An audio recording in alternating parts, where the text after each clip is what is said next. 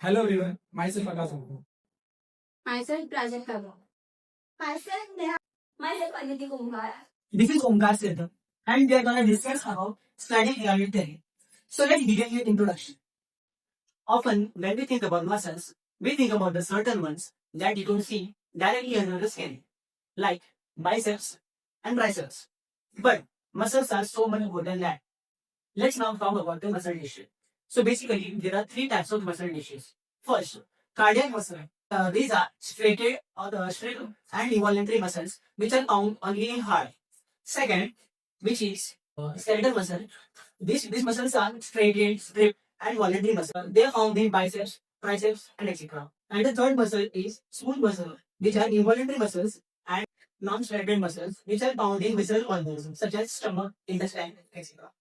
Let's not focus much on the types of muscles, but on the mechanism of muscle contraction and relaxation with the help of sliding example there. Okay, so imagine you have some skeletal muscle, like bicep muscle, that is made up of many muscle fibers, which are muscle cells. Inside the muscle fiber, there are many myofibers, which have some sections which repeat. So these sections are called as sarcomeres. The sarcomere has two proteins.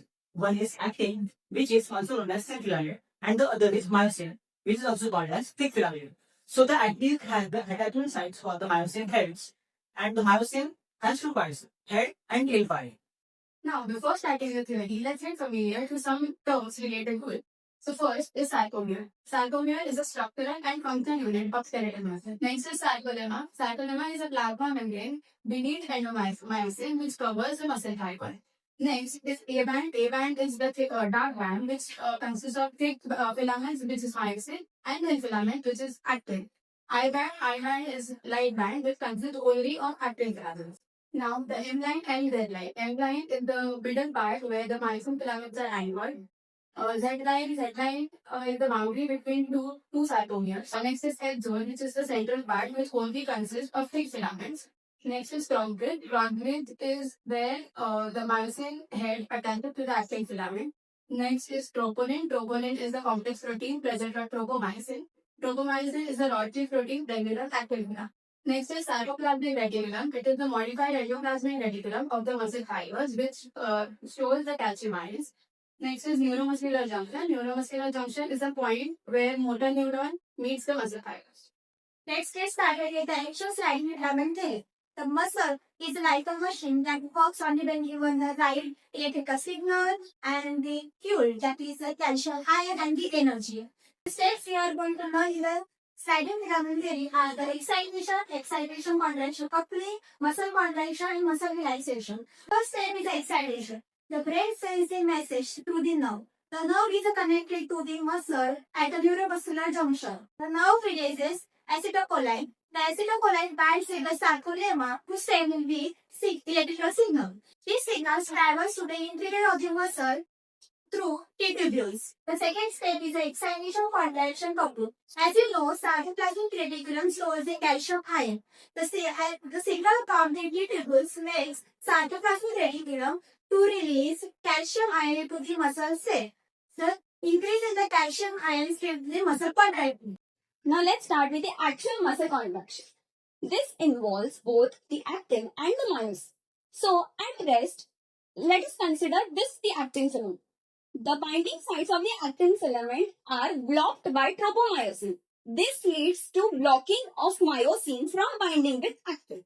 So when actual contraction occurs, this calcium ions are released and these calcium ions bind with the troponin and pull the tropomyosin out, leading to activation of the binding sites of actin filament.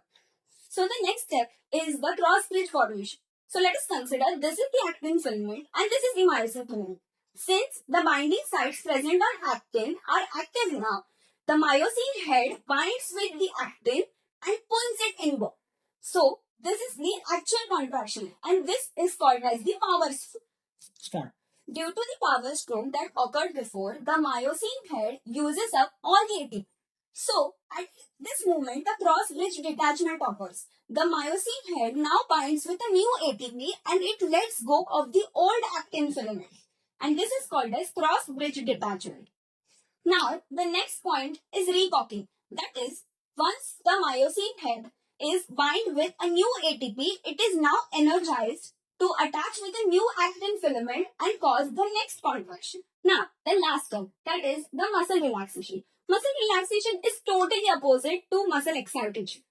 That is, there is no more signals from the brain, so no more nerve impulses. As there are no more nerve impulses, the acetylcholine is no more released. Since there is no more acetylcholine, there is no more supply of calcium to the muscle. Since the tropomyosin then again attaches to the actin's binding site and it blocks it from attaching to the myosin head. This leads to muscle relaxation. So let's conclude this entire topic in a flowchart manner. Brain sends the message through nerve. Nerve causes release of acetylcholine at neuromuscular junction. That acetylcholine causes release of calcium ion, and this release of calcium ion causes cross formation in which myosin pulls actin and leads to muscle contraction. Later, it plating gets utilized, cross which detachment occurs, which leads to muscle relaxation. So this summarizes the sliding filament theory. Thank you.